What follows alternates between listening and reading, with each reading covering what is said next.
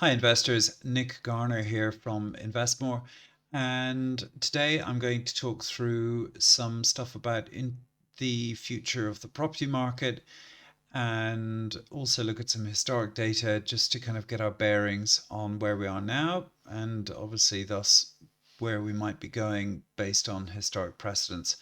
So with that in mind, I'm going to go here and here we are. So the article is on the website as you see, and I'll start with the first kind of hypothesis, I suppose you could say, and that is that over time you get property cycles. So if you go and do a search on Google or wherever and search for 18-year property cycles, you'll find lots of information about them. But broadly speaking, they seem to recur pretty regularly. And this chart from Schroders is obviously house prices as a multiple of earnings, as you see. So in other words, back in 1845, the average house would have been around 13 times earnings, annual earnings, which is a lot. And I guess that meant that people lived in very poor accommodation and they all lived together. Families, multi-generational families would occupy one property. And by the end of World War One, you can see that multiples dropped down to around two. Arguably, that would be because there were a lot of people who died in the war, but also I think demographics were shifting, and by then you were at the end of the Victorian building boom. And if you're familiar with UK property, you'll know that there are a huge number of Victorian, i.e., properties built from around 1850 through to just before the First World War. But even then, there was this, which looks like a bit of a peak to me. So arguably, you could say that we're either nine property cycles in or 10. And you can see here we have the 2008 peak and the 1989 peak. And we're going to look at these two in a minute in a slightly different way. So the typical cycle for a property cycle is that you have a crash, so 2008, then the market tends to respond fully after about 18 months. So you have a catastrophic event like a market crash or something like that, and it takes about 18 months for the market to find the bottom point.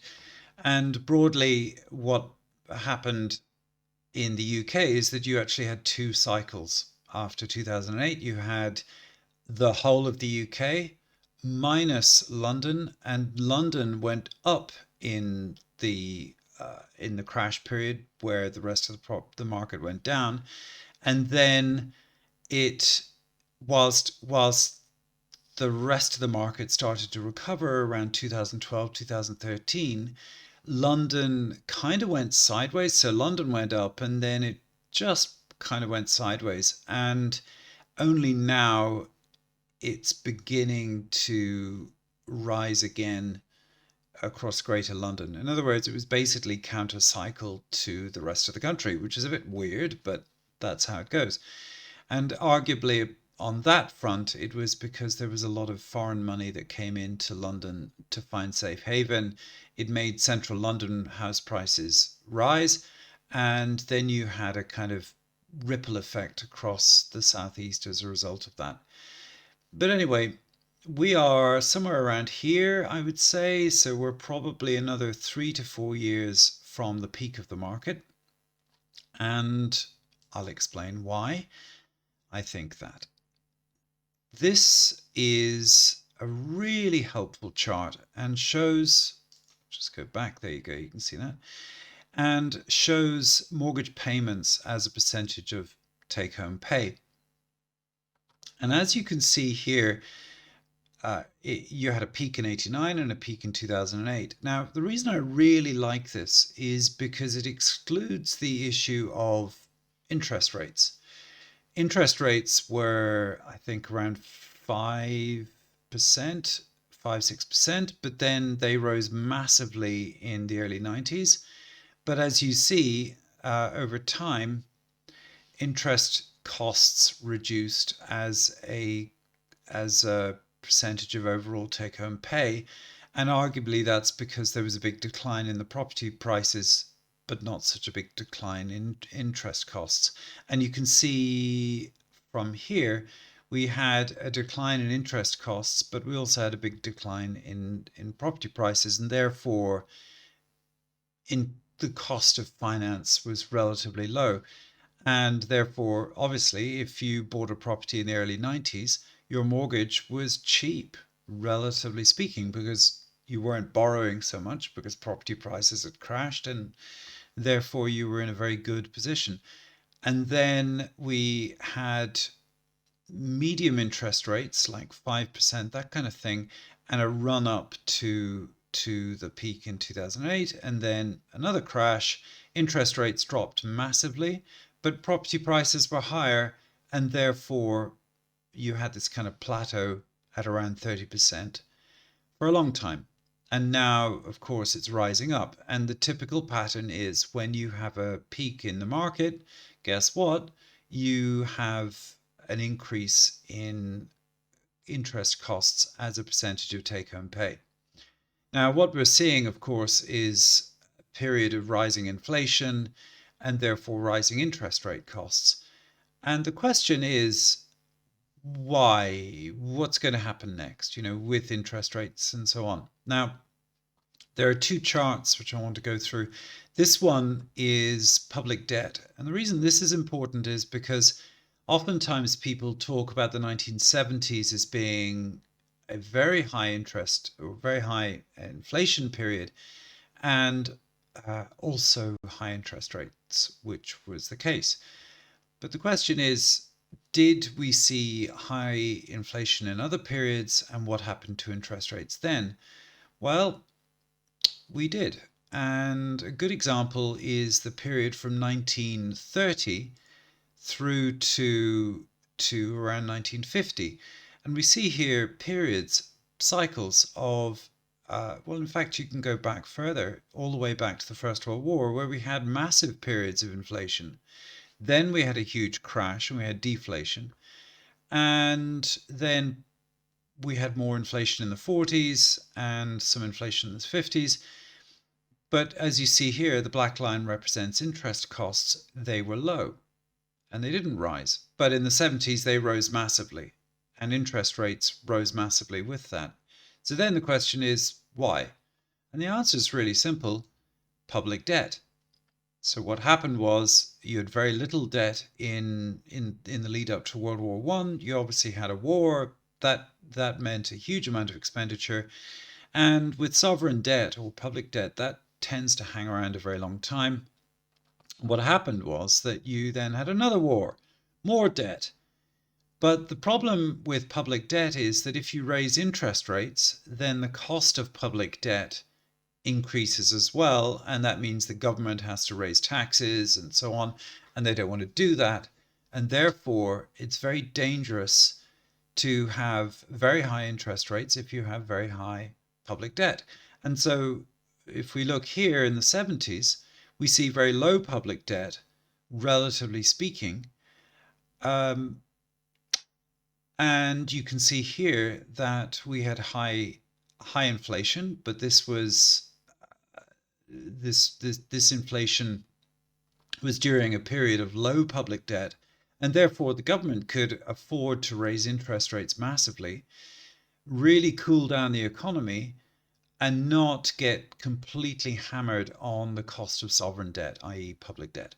So that's the relationship. And when you go way back here, during this period of high public debt, we see low interest rates. So we are probably entering in a phase of high public debt, relatively low interest rates, because the amount of debt is huge, and Ray Dalio, the most successful hedge fund manager in the world, who is a huge fan of looking at historic precedents for working out trends in the future, his view is that base interest rates, will go up to about 2.5% maximum. So therefore, based on this idea that will have massively increasing public debt, and bear in mind that this is old data, so public debt's probably like around here somewhere now. It makes no sense for the government to raise base interest rates too much. And therefore, when I look at the long term view and I combine a few things, I think, okay, interest rates are probably not going to go up so much uh, that they would cause a massive crash, that we are now entering the last phase of the current cycle based on timings and market characteristics, and that we probably have 3 or 4 years based on historic precedents of elevated mortgage costs as a percentage of take home pay. So that's kind of how I'm seeing it. And therefore, there is a final question, which is when do you buy or when do you sell?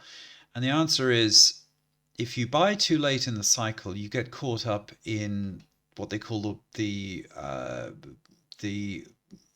winner's curse.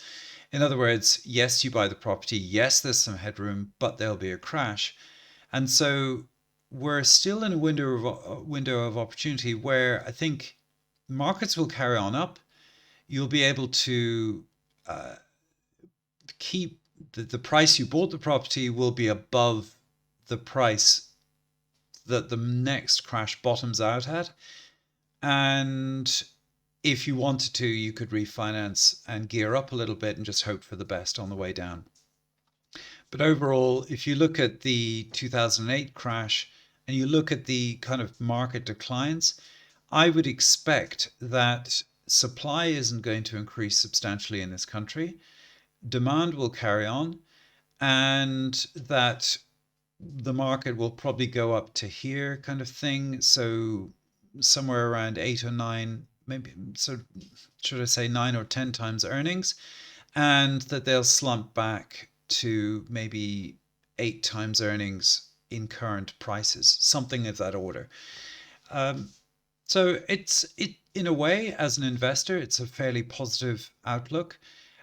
One final thing I want to say is, or talk about, is just inflation and house prices.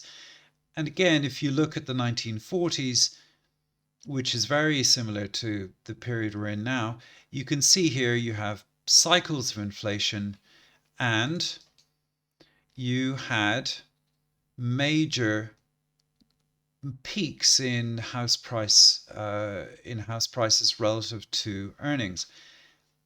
Therefore, I think this next decade, which will be a very troublesome decade with a lot of conflict and a lot of supply side issues, very similar to the 1940s, will definitely lead us into a lot of house price inflation for all the reasons I've mentioned, i.e., there's a whole confluence of events which take us into the rest of a very, very interesting and sadly inharmonious decade. Anyway, I hope that helps. Thank you very much.